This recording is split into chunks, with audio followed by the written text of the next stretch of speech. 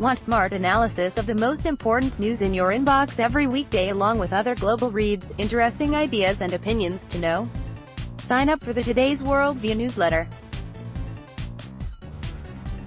For the considerable segment of humanity that cares, we've entered the business stage of the World Cup in Russia. 8 out of 32 national teams are left standing to contend for soccer's greatest prize. Anybody who's paying attention will tell you that the 2018 tournament has been full of remarkable surprises, with numerous giants of the game, including Germany, Spain, Argentina and Portugal, bowing out early, and a number of unlikely sides, including host country Russia, reaching the quarter-finals. Cynicism about the Kremlin's propaganda and fears over racist hooliganism shrouded this year's tournament before it began. But that has been dispelled over the past few weeks by the thrilling clashes, historic upsets and scenes of World Cup-inspired joy from around the world.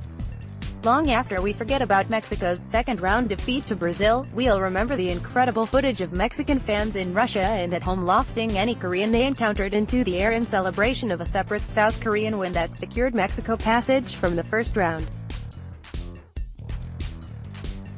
Mexican fans celebrate with the South Korean in Madrid on June 27, 2018, after South Korea defeated Germany, enabling Mexico to advance to the next round. Andrea Comas, AP, Russians of all stripes, including prominent opponents of President Vladimir Putin, were jubilant when their team unexpectedly defeated Spain Sunday. The victory, wrote journalist Julia Ioffe for The Washington Post, gave Russians something rather rare, a fleeting national unity around a national victory that is untainted by politics, unalloyed with factionalism and unspoilable with allegations of subterfuge. No one celebrated like this when Russia crushed the competition in the medal race at the Sochi Olympics in 2014, a victory of which it was later stripped amid allegations of systemic doping. The World Cup, as I wrote the day the tournament started, is a rare festival of nations, animated by both tribal passions and an unusual, perhaps fleeting, global solidarity. We feel empathy and connection to fans and athletes from faraway climes, exult in their triumphs and wallow in their pain. The tournament also offers a reminder every 4 years of both the importance of inclusion and the animosities stoked within multicultural societies. Among the remaining favorites in the World Cup are the multi-ethnic squads of France and Belgium, teeming with talent pulled from poorer suburbs populated by immigrants and minorities. When France won the World Cup in 1998, led by a cast of stars with origins in former colonies, their success was hailed as a defining moment for an increasingly diverse nation. But there is a darker side to the equation. Subsequent failures by the French team saw far-right politicians harp on the supposed lack of patriotism of non-white players. The same dynamic is now playing out in Germany. The national team's reinvention over the past decade and a half is in no small part thanks to an influx of immigrant youth schooled in the country's industrial heartlands. But when the defending World Cup champions made an ignominious exit in the first round last week, the scapegoats were immediately obvious. The loyalties of Mesut Özil and İlkay Gündoğan, two German-born players of Turkish origin, were called into question after the players had a brief meeting in May with Turkish President Recep Tayyip Erdoğan. German soccer players İlkay Gündoğan, left, and Mesut Özil met with Turkish President Recep Tayyip Erdoğan in London on May 13. Kaan Özer, Turkish Presidential Press Office, AFP, I see him as an example of how integration has failed, Oliver Multisch of Germany's far-right AfD party told HuffPost, referring to Özil. Germanis could have helped shape his personality, but he never learned much about it. In the same conversation, Multisch gestured to another soccer player, Sami Khedira, as an improvement because he was only half Tunisian.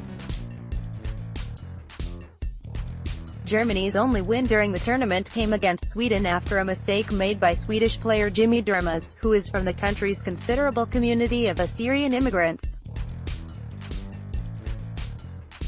After the defeat, he was bombarded with racist social media comments, labeling him a «darky», «bloody Arab», «Taliban», and «terrorist».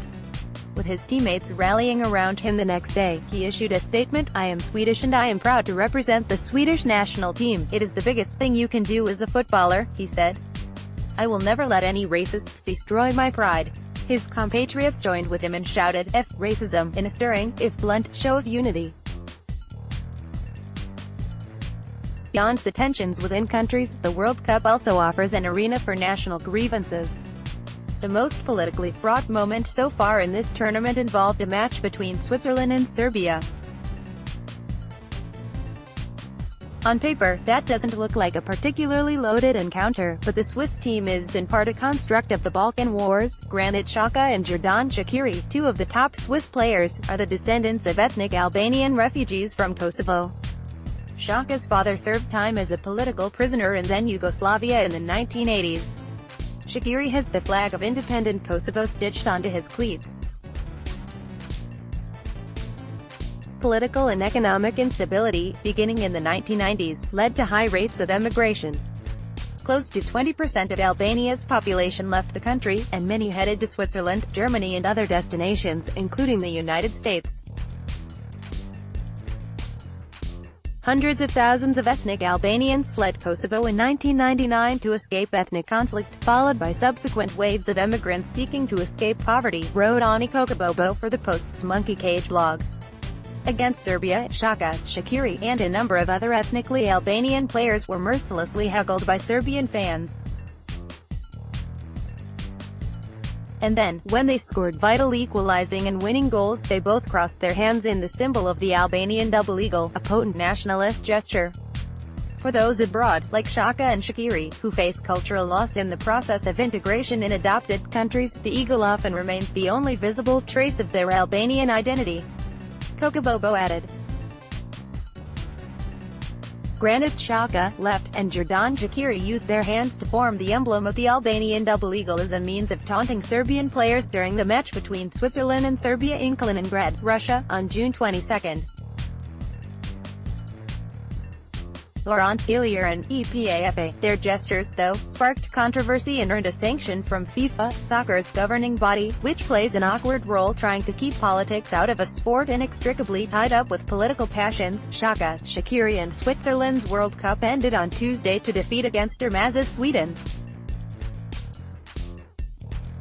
But the Swiss victory against Serbia saw streets in Pristina, Kosovo's capital, fill with cheering fans, celebrating a result that was simultaneously not theirs but also especially theirs. And that is the strange magic of the World Cup. There may be only 8 countries left, but billions of people remain captivated by the glory and tragedy of a tournament that holds a mirror up to the world, for good and for bad, and shows us new ways to belong. Want smart analysis of the most important news in your inbox every weekday along with other global reads, interesting ideas and opinions to know? Sign up for the Today's WorldView newsletter.